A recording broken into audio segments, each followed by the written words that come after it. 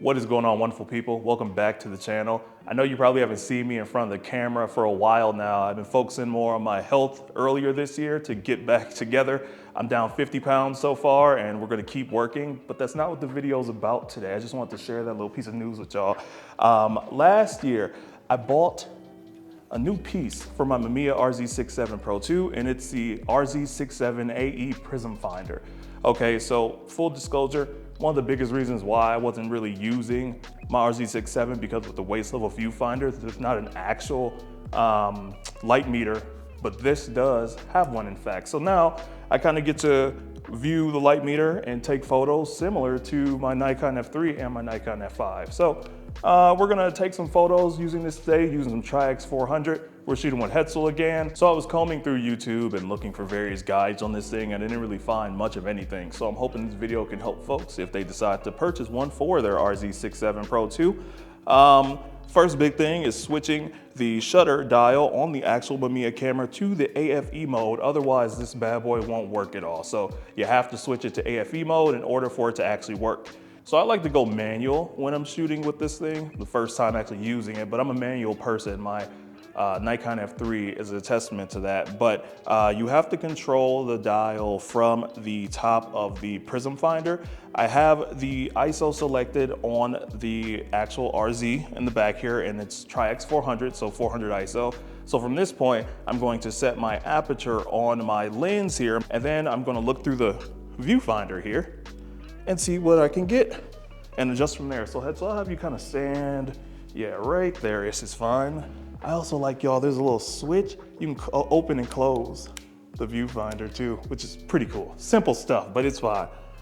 All right, so from here, if you have pressed the shutter, it'll let you know the actual shutter speed on the side here based off of what you have. While in manual mode, the AE Prism Finder on the RZ67, you have 3 different exposure modes to choose from. AV, meaning aperture priority, AS, meaning aperture priority with safety shift, and SP for spot metering. The AV mode lets you set your desired aperture while the finder automatically selects the shutter speed for proper exposure. The AS mode functions kind of similar to that, but it adds a safety feature, meaning that if your selected aperture risks over or underexposure, the system will slightly adjust the aperture to compensate.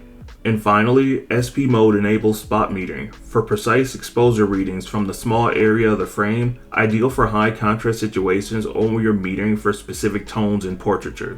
I did see a few things online that the AS mode was just simple in terms of it's going to get you the best exposure. I'll play more around with this Prism Finder as I use it more, but for now, for this shoot in particular, I kept it on the AS mode.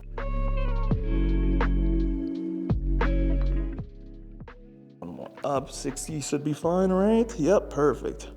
All right, 3, 2, and 1.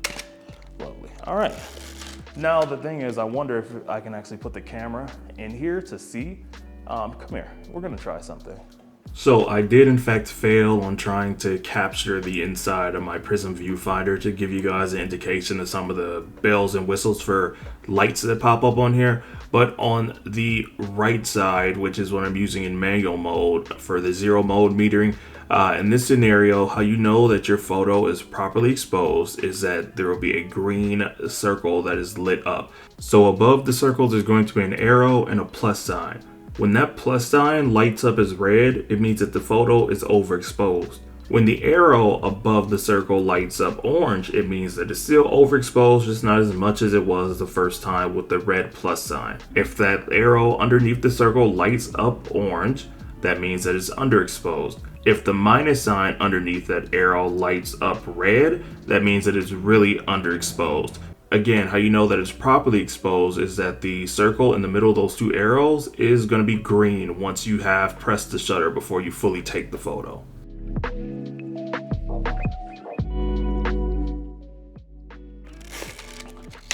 So again, like I mentioned, I go extremely manual with this, so having to play around with the actual shutter speed dial on the Prism Finder and then focusing in with the bellow system here is really cool. I'm enjoying having this actually up to my eye versus doing this for the whole time in the inverted screen. I hope that wasn't loud on the mic, but I'm enjoying it versus having to use the inverted screen and look around with the waist level viewfinder. So it feels like a regular camera again. And plus, again, I'm able to meter through here, so we'll see how accurate the stuff is once the photos are developed. Cool part about this whole thing, again, on 6x7 format, there is only 10 shots, right? So you have to compose and think of some different things. And right now with the current, we have a simple outfit. I figured it'll fit in more with the Trax 400.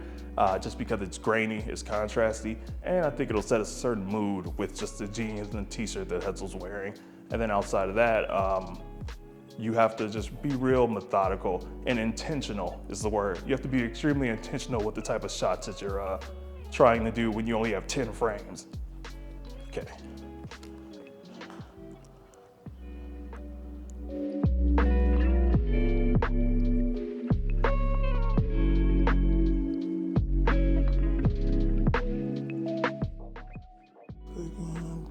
Right there, 3, 2, and 1.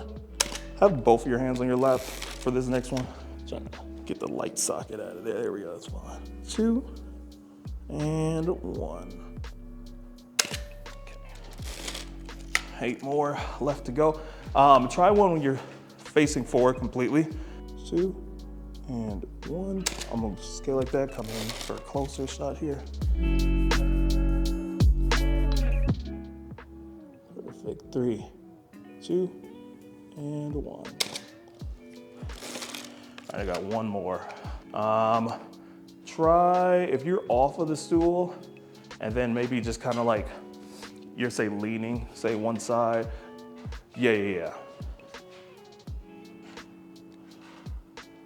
Let me step back fully for that. Right there, 3, 2, and 1. Lovely.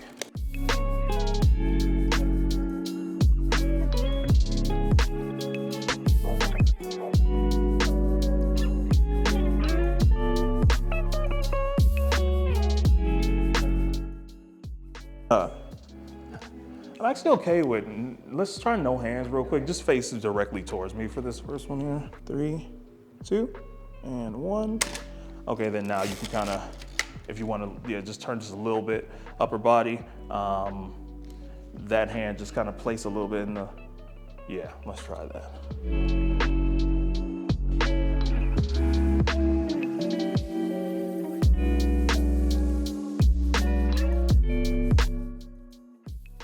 I don't care how much you work out, regardless, this camera is a brick, and adding this viewfinder to the cameraman just makes it even heavier. So again, don't skip arm day when you're using this thing, man. It's in general, just the camera, even with the waist level viewfinder, this thing was freaking heavy, but now it's just another layer, but it's worth it.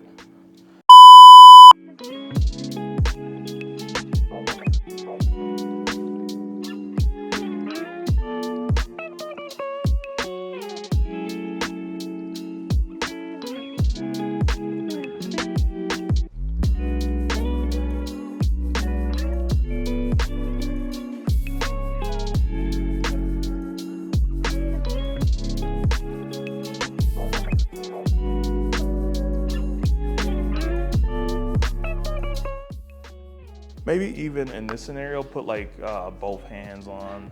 Just, kind of like you're just, observing. Yeah.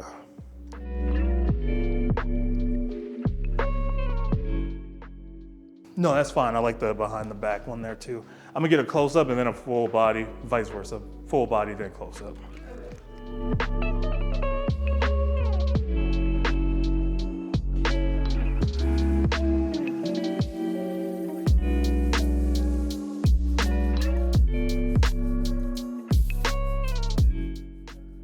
There we go. Damn. Oh, sure. What do you want? I don't know.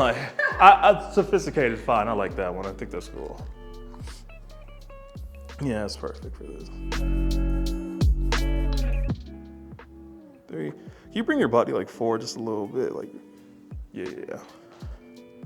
Lovely. All right, 3, 2, and 1.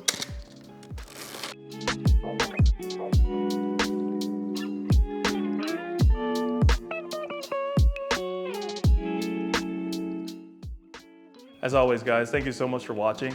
Let me know in the comments what you think of the Mamiya RZ8E Prism Finder, and if you used one before or have a different film system that you have incorporated a light meter with. Thank you again, Hetzel, for coming out, or excuse me, letting me use your studio space. I appreciate it. And yeah, guys, I mean, hey, we're gonna be back in front of the camera a lot more this year, so thank you for watching. Make sure you like the video if you enjoyed it, as well as click the subscribe button so you don't miss any upcoming content. Thanks again, happy shooting. Now I'll catch you on the next one. Peace.